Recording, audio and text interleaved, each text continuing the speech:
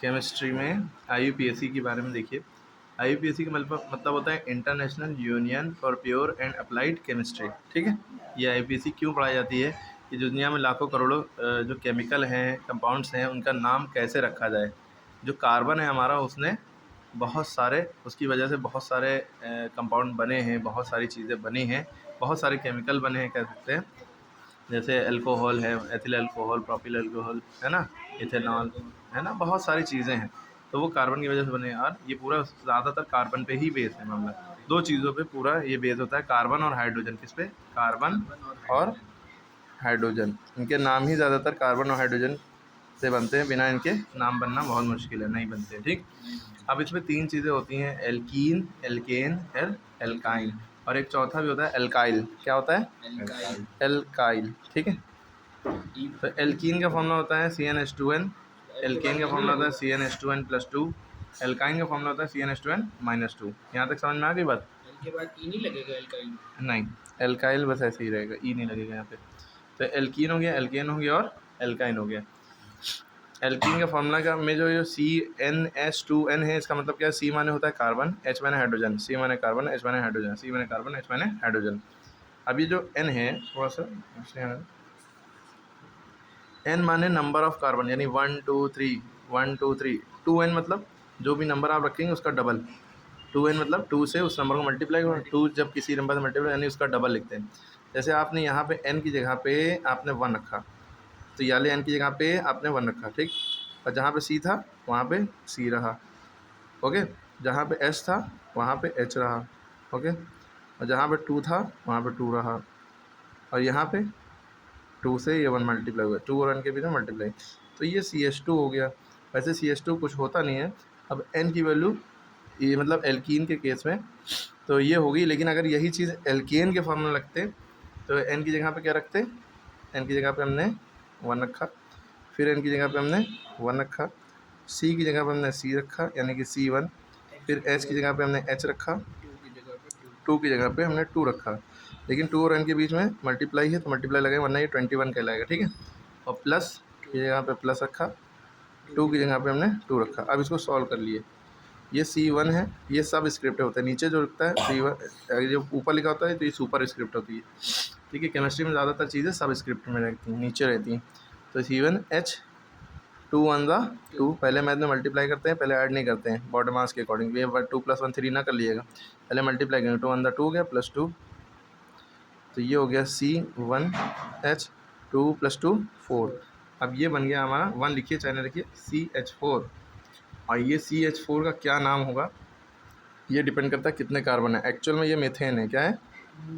Methane gas, सुना है ना? हाँ, ये याद रखना है। अब ये मेथेन नाम कैसे पड़ा? ये मेथ क्यों लगा? एन तो भाई समझ में आ रहा है, एन कहाँ से लिखा? ये एल्केन में एन लगा है लास्ट में, है ना? अच्छा, ये CH2 कुछ नहीं, अभी बता रहे हैं। अगर हम एन की वैल्यू 2 रखेंगे तब क्या हो जाएगा? तो ये मेथ कैसे आया? तो याद रखिए, जब एक कार्बन आएगा तो एक कार्बन होगा, यहाँ पे 1 कार्बन है ना, कार्बन कितने हैं? 1। तो एक कार्बन होगा तो उसका नाम मैथ से शुरू होगा। कितने? मैथ से। अब हम इसी फार्मूला में अगर n की वैल्यू 2 रख के देखें, CnH2n+2 है, n की जगह हमने 2 रखा, जहाँ जहाँ n है वहाँ 2 रखा। तो देखिए, C की जगह C रखा, H की जगह H रखा, 2 और यहाँ पे मल्टीप्लाई आ जाएगा, इन दोनों के बीच में मल्टीप्लाई छुपा होता है, +2। C2H 2 to the 4 + 2, C2H 4 2 6, तो C2H6। अब इसका नाम इथेन होता है, लेकिन हम बता रहे हैं आपको कैसे। जब 2 कार्बन होंगे तो उसका नाम शुरू होगा H से। किससे शुरू होगा? H से। और 2 का डबल कितना होता है? 4, 4 + 2, यही फार्मूला है। जितने कार्बन है उसका डबल करो, +2 कर दो। 2 हैं, 2 का डबल 4 + 2 6 हो जाएगा। ठीक, 3 है, 3 का डबल 6, इसका मतलब डबल, +2 8। ठीक है, 4 है कार्बन, तो हाइड्रोजन कितने हो जाएंगे? 8 + 2 10, C4H10 है। तो उनके नाम बदलते जाएंगे। एक कार्बन है तो मैथ से शुरू होगा, 2 कार्बन है तो H से शुरू होगा, आखिरी में क्या लग जाएगा? एन, क्योंकि एथेन की बात कर रहे हैं। इसी तरह अगर 3 कार्बन रखेंगे, C3 होता, C3, 3 का डबल 6 2 8, 8 हो गया है ना, इसका नाम प्रॉप हुआ। क्या हुआ? प्रॉप, एन लग जाएगा। अगर यहाँ पे कार्बन 4 होते हैं और H, फिर 4 का डबल 8 + 2 10 हो गया, ब्यूट से नाम शुरू होगा, ब्यूट एन। फिर इसी तरह C5H12 हो जाएगा, पेंटेन, फिर हेक्सेन, हेप्टेन है, ऑक्टेन, नॉन डेकेन, ठीक है। तो ये एल्केन के सारे हमने टाइप आपको बता दिए, ठीक है। अब एल्कीन पे ही वापस आते हैं। एल्कीन में क्या होता है, एन की वैल्यू हमने 1 से शुरुआत नहीं होती, एल्कीन में 2 से कम शुरुआत होगी। किससे होगी, 2 से, ठीक है। एन की वैल्यू हमने रखी 2, तो C2H 2 × 2, तो C2H, भाई 2 की जगह 2 रखा है, एन की जगह 2 रखा है, ठीक है। H4 हो गई। तो एच, जब 2 कार्बन होंगे तो नाम एच से शुरू होगा, ठीक है। और क्योंकि एल्कीन का है, ईन लगा है इसमें लास्ट में, तो ईन लग जाएगा। और 3 कार्बन रखिए, C3H 3 × और 2 × 3, है ना भाई। यहाँ पे 3 रखा है, यहाँ 2 × 3 हो गया ना, C3H6। तो इसका नाम प्रॉप से शुरू होगा, 3 कार्बन है ना, प्रॉप। और क्योंकि ईन वाली लॉजिक लग रही है, जस्ट जितना ये है उतना डबल, उसका डबल आ रहा है तो ईन लगेगा। 2 है जस्ट डबल तो ईन लगेगा। अगर कहना चाहे तो मेथ ईन इसको कह सकते हैं, कार्बन 1 उसका डबल 2 मेथ ईन कह सकते हैं, लेकिन होता नहीं, मीथेन होता है शुरुआत में, ठीक है। अब आइन की बात करें तो इसमें भी 1 से नहीं रखेंगे, 1 रखने से नहीं होगा। सी कम से कम एन की वैल्यू 2 रखें, फिर H 2 × 2 -2, C2H2 to the 4 -2, C2H2, यानी कि ये ना सोचिएगा जितना ये उतना ही है, वो तो आ गया है, अगले स्टेप में कुछ और आएगा।